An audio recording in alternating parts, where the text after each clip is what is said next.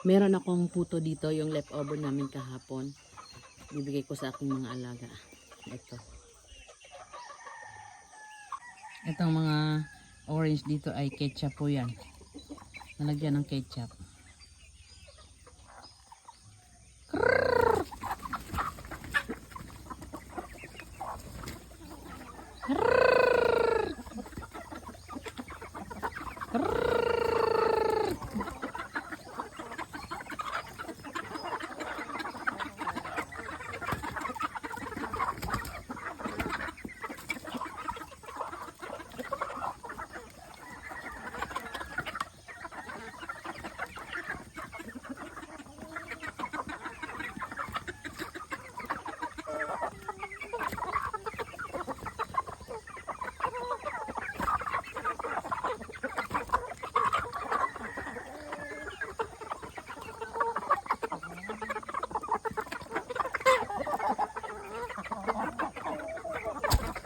Check natin yung mga itlog kung may nadagdag.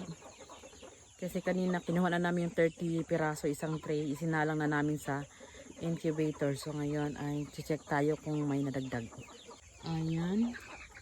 So sa bawat paitlogan or pugaran ay may tag-iisa. Isa. Isa din. Isa. Isa. So lahat ng 6 na pugaran ay may tag-iisang laman.